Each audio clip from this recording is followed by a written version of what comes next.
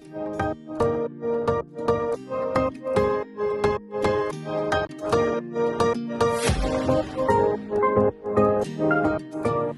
my beautiful friends, it's Amanda here, and today we're talking about the new Rose Quartz collection from Huda Beauty. This is releasing on November 1st. On the info that they sent along with this collection, it says online and in store on November 1st. Sometimes some of her pieces will come out only exclusively on her site or will first release on her site. So it seems like everything's going to be available everywhere on November 1st. There are 3 makeup items in this collection, so we're going to talk about all 3 of these. Let's start with the lip and cheek products first, and then we'll work our way up to the eyeshadow palette. For lips, we have a new shade of the Silk Balm. This is a product that I have really enjoyed. I've gone through quite a few of the original release of this. That was in the color Blush. So this, of course, is called Rose Quartz. It's going to be priced at $21 US. It has the exact same style of packaging. Same size and shape, same applicator. The only difference is the color. The original release Silk Balm, the one called Blush, it was just a really pink tinted clear balm. And this has a little bit more color to it, and it has a little bit of a sparkle to it as well. This little tinted balm has a very light, sweet scent. It's one of those that I have to get really close up to even detect the smell.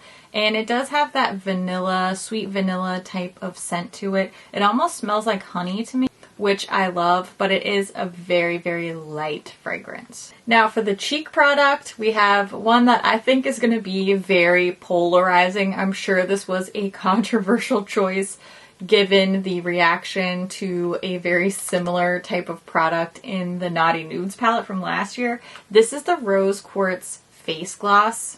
It's priced at $39. This has really pretty packaging. It's definitely a very heavy duty plastic packaging. It does have a locking clasp closure. There is a little mirror inside. Now the reason I said I think this is going to be a controversial product is because it does have the clear gloss with the little pearlized pigment little capsules inside. A lot of people are very distressed by the look of this product. I don't share that sentiment, but I do understand where it's coming from. Not just in the beauty industry, but anytime you see somebody doing something really different and really out of the norm, like I believe this to be, there's always going to be people who love it and people who hate it. So, I mean, I get why people don't like the look of this product. Personally, it doesn't bother me. I actually think it's pretty cool. It's exciting to see somebody doing something really different. I find it really interesting and really innovative, but I understand the criticism. So, you know, you'll get to see this product in action during the demo portion, but I do want to mention that this does seem to at least somewhat dry down. Been wearing this for a little while now, and it doesn't feel tacky or sticky to the touch. I feel like I can run my finger over where I'm wearing this product and it's not pulling up. It's not really disturbing the product on my skin. It gives me a really dewy finish. It's not at all glittery. It definitely has that luminous pearl type of look. Personally, I really like this. You know, it has really pretty packaging. It's really interesting. It's really different. I try a lot of makeup every year, and I don't have anything else like this, so that's exciting. Plus, I think when it comes down to it, it just looks really beautiful on the skin. So I know not everybody's gonna agree, and that's fine, but I actually think this is a really nice product. Okay, now let's talk about really the star of the show. This is the Rose Quartz eyeshadow palette. This one's going to be priced at $67 US. The large palettes from Huda Beauty are quite pricey, but at least they only come out with one a year. The first thing that we have to address, this packaging is so gorgeous. This has to be one of the prettiest palettes that I have ever seen. And if this is not your taste and you're not into this aesthetic, that is completely understandable that you would not be this excited.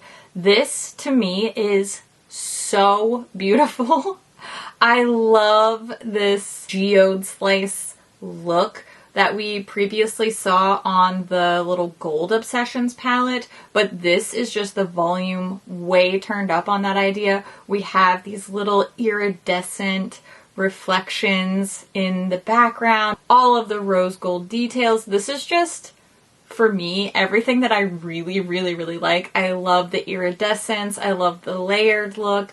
I love that it feels both luxurious and very natural. This is potentially one of the most beautifully packaged palettes I've ever seen in my life. Maybe you don't care that much about packaging, but whew, this one really steals the show for me. This is the same shape, size, width, everything as her previously released palettes of this size. So it's the same size as Mercury Retrograde and Naughty Nude. Those are the others that have this updated plastic packaging versus the new nudes in the previous palettes that had that heavy duty cardboard packaging. Now let's take a really close up look at this palette.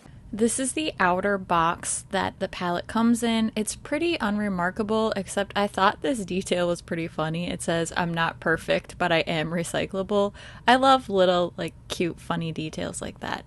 The palette itself is just incredibly stunning. I know that I keep talking about it, but it's truly just breathtakingly gorgeous, and I am a sucker for packaging, so this really does it for me. Look at it in the low light. It's so pretty. There is this nice big mirror inside, and then you can really tell all of the textures, all of the reflective duochrome shimmers that we're getting in here. It's just so shifty and beautiful. I think a lot of people are looking for more textures, more cool tones. This palette is really delivering on that, and it's just really cohesive and pretty color story. Next, I want to show you some swatches of the Rose Quartz palette. I'll be showing you both finger and brush swatches. Finger swatches are on top, and then each corresponding brush swatch is directly below. None of these have a dampened brush. There's no primer. This is just one dip into the shadow straight onto my skin. So let's take a look at those swatches now. Here are the swatches of the Rose Quartz palette. The only shade I didn't brush swatch is the shade that has that kind of glossy texture to it. I just didn't want to get my brush all junked up, and I had a hard time fitting all the shade names in on this video swatch, so I'm going to insert my Instagram post here. That way you can see the shades with the names labeled without getting too jumbled and confusing or having the writing too small to really decipher what it actually says. So hopefully this is helpful. I also want to give you a really close-up look at these textures. The performance with both finger and brush application is very, very consistent. My only real complaint here is that some of the pink shimmer shades end up looking pretty similar once they're applied, but I think you can tell from these swatches that this is just a textural little beauty of a palette. Okay, now that you've seen the Rose Quartz palette swatched, I do want to show you a handful of comparisons. As usual, I posted a swatch photo of this Rose Quartz palette on my Instagram before I even had a chance to sit down and film. That way I could get an idea of the palettes that you wanted to see this one compared to. I did get a bunch of people requesting this one compared to the Natasha Denona Retro palette.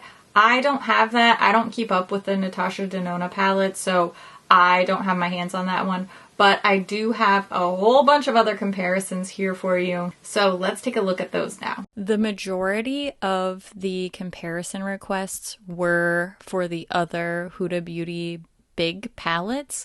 And overall, I would say across the board, there are some shades that are similar.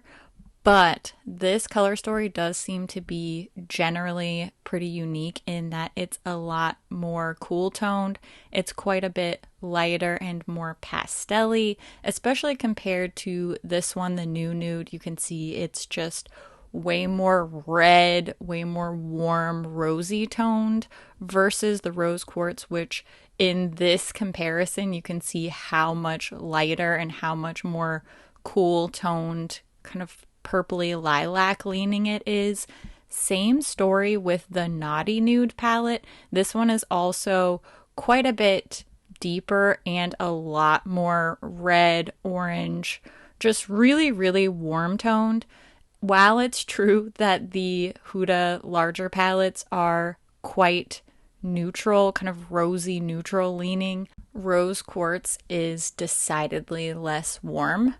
Now, I combined some of the smaller Obsessions palettes, and I think this is a little bit closer. If you have a lot of these, then you are getting closer to the Rose Quartz tones versus the other larger palettes. Still getting more of a warm, kind of peachy, golden, overall warmer vibe, but the Stone Cold Fox palette from ColourPop is probably the closest of all of these comparisons. It is lacking the purples and some of that shifty duochrome texture, but I do think this is closest color story wise of all the comparisons in today's video. Still not exact, but pretty close. Now that you've seen the swatches and comparisons, I want to show you some of these products in action. So I'm going to give you the rundown on these formulas and what I think about these products as you watch the demo. That way you can see how these work and you can also hear my experience at the same time. Let's take a look at these Rose Quartz collection goodies live in action now. I'm starting with the Rose Quartz face gloss. I'm going to just apply some with my fingertips. I rubbed a little bit of the pearl and gloss together and then just tapped right onto the tops of my cheekbones. This went on really easily, and as long as I tapped instead of wiping, I had no disturbance of my other product underneath, and it was super simple application. I felt like it was going to be a little bit more intimidating to use than it was, but it was pretty easy. I did go back with a little bit more of the blush that I had on underneath just to sort of blend into my existing look, and this played really well with the face gloss. Now for the Rose Quartz palette, I have to say my experience with this so far has been really, really nice. Both mattes and shimmers apply beautifully. They blend well. All of these shades work really well together. The color story is cohesive.